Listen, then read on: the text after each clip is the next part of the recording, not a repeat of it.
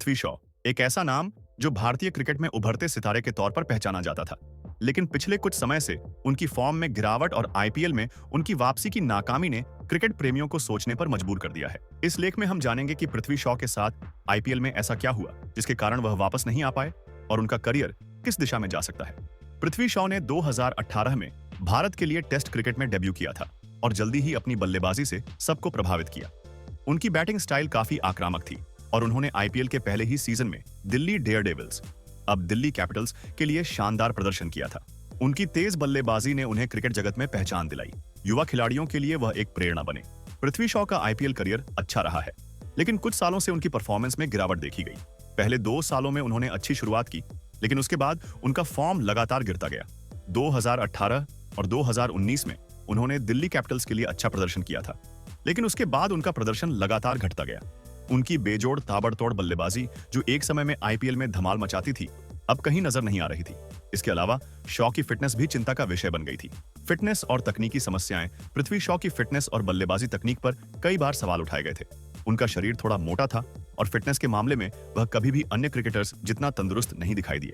साथ ही उनकी बैटिंग तकनीक में भी कुछ खामियां नजर आईं। जब वह मैदान पर आते थे तो कई बार गेंद उनके बल्ले पर ठीक से नहीं लगती थी और उनका शॉट चयन भी सही नहीं हो पाता था।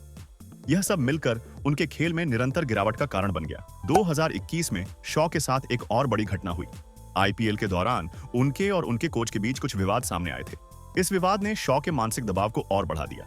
जब एक खिलाड़ी मानसिक रूप से ठीक नहीं होता तो वह अपने खेल पर पूरी तरह से ध्यान नहीं दे पाता। शॉ के लिए यह स्थिति बहुत ही मुश्किल थी, क्योंकि वह अपनी पुरानी फॉर्म में वापस लौटने के लिए संघर्ष कर रहे थे।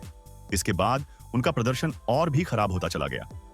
कई मैचों में उन्होंने 0 या 1-2 रन बनाए, जिससे उनकी टीम की स्थिति भी कमजोर हो गई।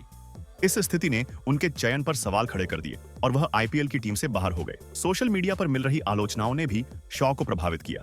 उनके प्रदर्शन पर जो आलोचना हो रही थी वह बहुत तीव्र थी। युवा खिलाड़ी जब अपनी बैटिंग में संघर्ष कर रहे होते हैं तो उन्हें सोशल मीडिया पर बहुत आलोचना का सामना करना पड़ता है।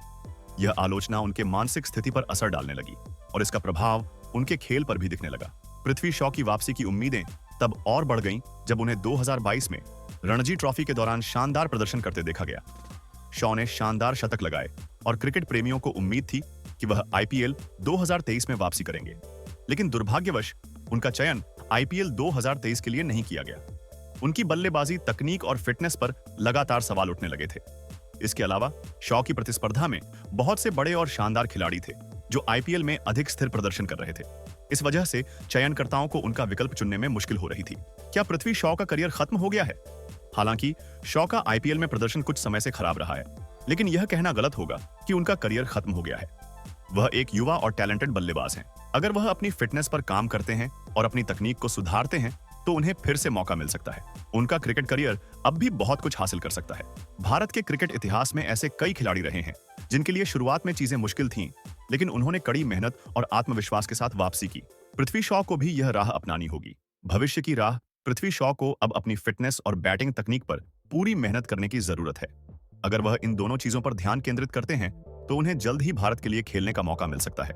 आईपीएल में भी उन्हें अपनी स्थिति मजबूत करने के लिए कड़ी मेहनत करनी होगी।